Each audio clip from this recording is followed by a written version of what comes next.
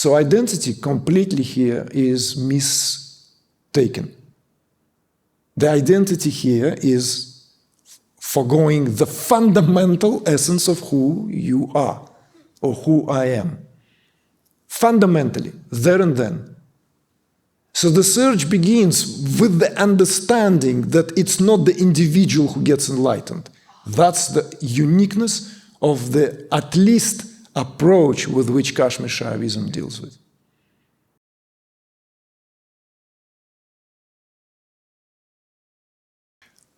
The 36 tattvas are a distinctive feature of Kashmir Shaivism, because the rest of the Indian tradition deals with 24, sometimes 25, depending how the very first two tattvas dealt with, that of Purusha and Prakriti.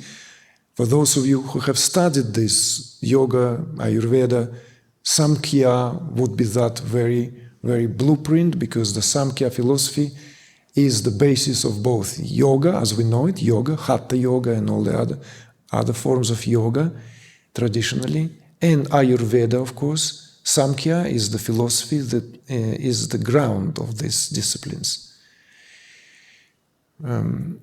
And Samkhya operates with 24 categories and 24 tattvas. Kashmir Shaivism, on the other hand, incorporated Samkhya philosophy into the body of its knowledge without reservations. As aforementioned before, it had that knack not to discard anything that was available at the round time, but seeing how it can be incorporated and blended then intricately, very often symmetrically, beautifully, synchronistically, with its own emphasis exemplified in the Trika Shaivism.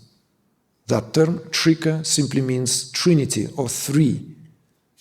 Three. Symbolically, it's represented by the Trishula of Shiva, and it stands literally for that. It stands for many categories that always come in three. For us, of tremendous importance is that what here represents the instrumentality of experiencing anything. In order to experience anything, awareness had to modify itself into this togetherness of seer, seeing, and seen. Togetherness of seer, subject, seeing, means of knowledge, and seen, object. Knower, knowing, and known. This knower, knowing, and known, there is a great depth to that. In our particular setting, we don't have the time to go into the esoteric dimension represented by the mantra, I am, aham. But more importantly, right now, for those of you who are not familiar with this, what it represents here, the knower stands here for the quality of Shiva, the means of knowledge stands for the quality of Shakti, and the known, the object, which includes all and everything that belongs to the objective sphere of our experience, represents the known, that is that what you and I consider ourselves to be in a state of forgetfulness. The world and the individual. So therefore in Sanskrit, if you want, Shiva Shakti Nara. See? Equilateral, Shiva Shakti Nara. And that relationship here of knower, means of knowledge, and known are in that ceaseless motion. There are this dynamic connection. Knower of reality, one and only Shiva, as the seer, here represents the eternal subject. And known, that what we call the world, the universe, the creation, the manifestation, likewise and obviously individual experience that all of us have without exception, here represents that quality of Nara. Whereas the means of knowledge, Shakti, represents the transformative quality of awareness. It is the power of Shiva to forego itself to such degree that it then experiencing itself as that individual a POV. From that where there's no POV, because there's no POV, how can there be POV in that what Shiva represents? Awareness has no point of view, it's homogeneous. In order to have POV, point of view, it needs to forego all its omniscient qualities, omnipresence, omniscience, omnipotence, time and space, all need to be brought forth as these self-imposed limitations so as to gain a specific vantage point. And each and every one of us, according to Kashmir Shaivism, is that vantage point. Whether you like it, whether you agree with that, it's beside the point. You are welcome to reflect on this. Of course, there is this also understanding. So accepting or rejecting that has no problem in the system of Kashmir Shaivism, because the very act of experiencing oneself as this individual, whether God exists or not, whether higher reality exists or not, speculation. I am here, I exist, that's it. That's a fact, that's reality. Okay? No? It's reality, isn't it? It's reality that we cannot deny. Well, from the point of view of this philosophy, that's exactly what Shiva went through the progressive phases of transfiguration, so as to get that unique point of view from compact mass of awareness to compact mass of individuality, where all that what compact mass of awareness represents, it's effectively speaking cancelled, self-limited.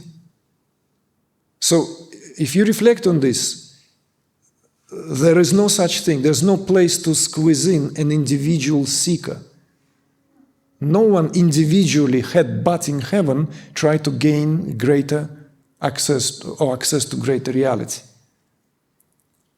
Simply reflecting and implementing, introducing inference, you will see how extraordinarily subtle, direct, and unapologetic this particular point of view is in terms of the actuality of our experience.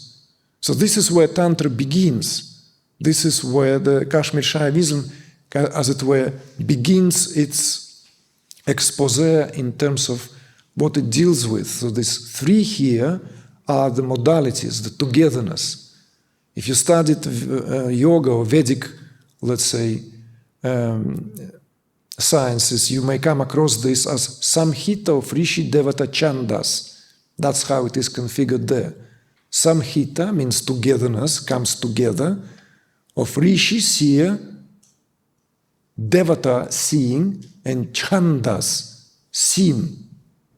In Kashmir Shaivism, this is represented by Shiva, Shakti, Nara.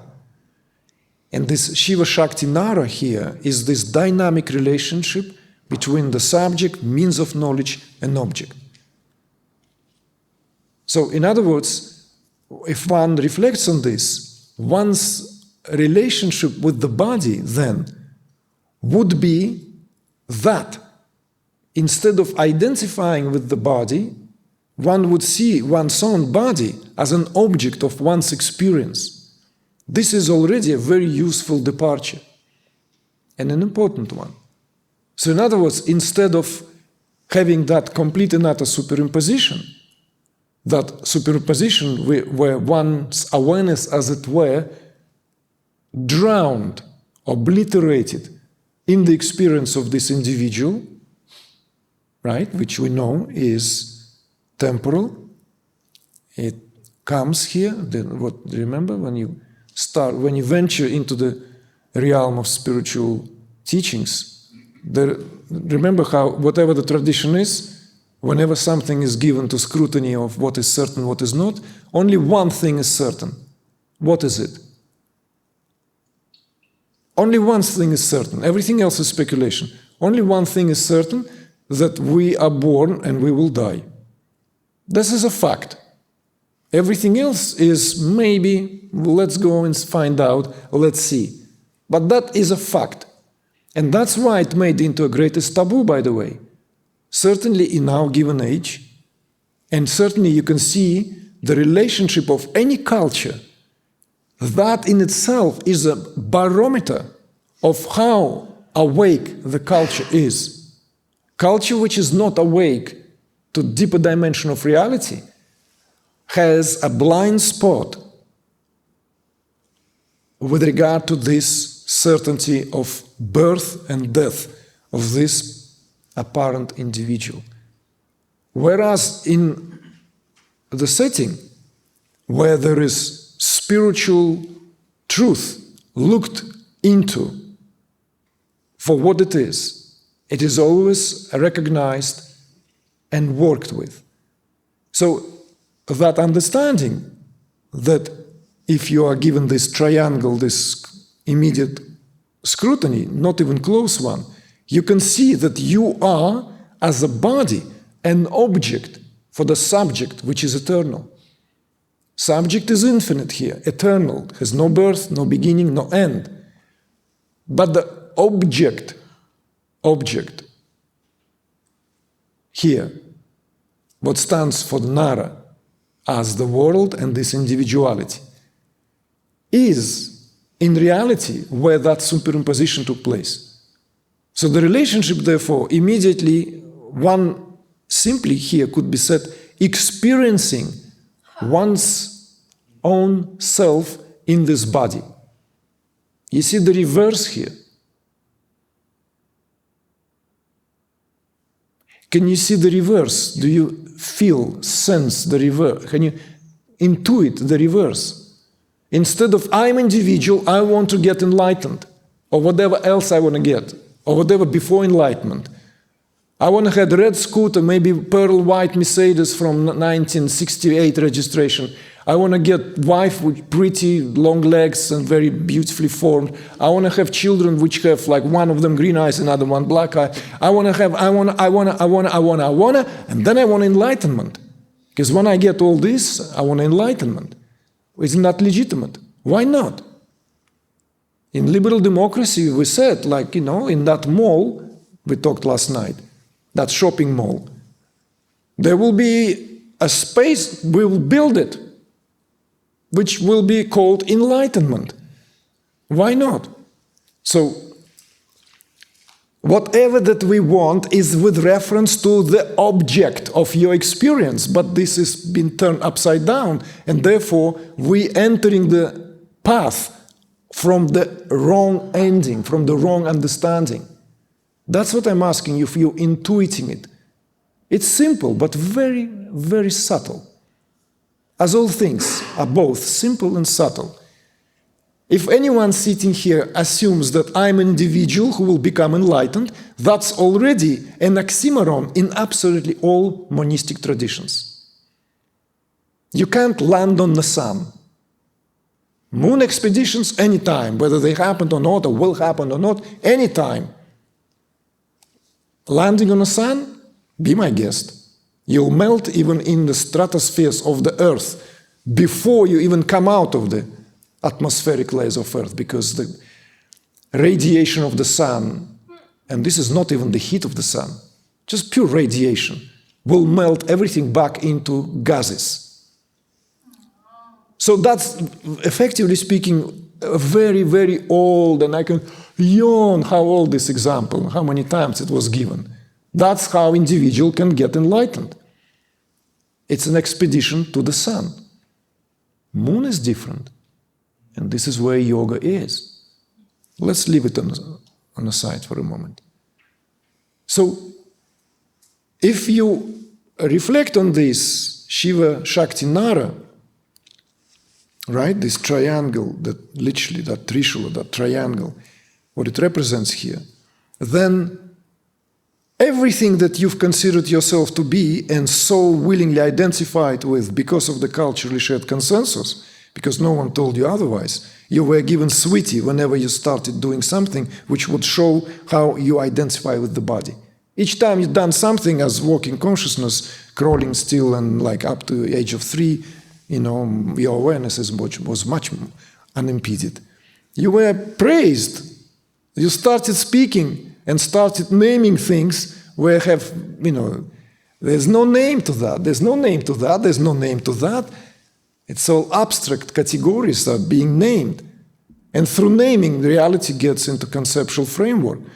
And I have to exist in that because I'm the one who has to make sense going through this maze of conceptual reality. So identity completely here is mistaken. The identity here is foregoing the fundamental essence of who you are or who I am. Fundamentally, there and then. So the search begins with the understanding that it's not the individual who gets enlightened. That's the uniqueness of the at least approach with which Kashmir Shaivism deals with. It doesn't even give credit to the individual to begin with, sort of like, it's not a soap opera where, poor little things. There's a lot of that in many other respected traditions. I will become a bodhisattva to uplift all the ignorant people. It's a lofty, compassion-driven, and with respect to that, hat off to these traditions. None of that in Kashmir Shaivism. None of that. It's a very different philosophy. Not that it doesn't have compassion, of course it does. But it doesn't have compassion for what there is no need for compassion in this framework of understanding. Because there is no calamity for an individual. Individual is a phenomenon. It doesn't exist to begin with. It's Shiva willing itself through the power of his own Shakti, which is always one with Shiva, so as to get this experience. Track whatever that, what is the highest number in mathematics? I don't even know. Trillion, whatever, quadrillion, infinite ways of whatever number of how many points of view I can have on myself. That's with regard to Shiva's attitude. So this understanding frees oneself, and along with that, tremendous force, tremendous pranic force, tremendous energetic force from this kind of mental dialogue, when am I going to get enlightened, or when is it going to pan out, how is it going to work? It doesn't work like that, and never was and never will, because a very different configuration here is in motion. And reflecting on that has its own merits, reflecting, so that to intuit into it rather than grokking it. So therefore that was given, you see? So do you sense the difference here? The attitude towards one's own body, one's own feelings, one's own thoughts, all that neural activity is that of a subject towards object, at least at the ensuing stages, so as to understand that it's that relationship, not the other relationship. Otherwise, all these models of Kundalini rising superimposed on human body only confuses us. We literally begin to think that the Shakti somewhere sits inside of me, dormant or awakened or what have you. It's a wrong perspective. None of such thing. This is the power of Maya. This is the power of measuring reality, which is the domain of a particular tattva, which has its name, Maya, in Kashmir Shaivism.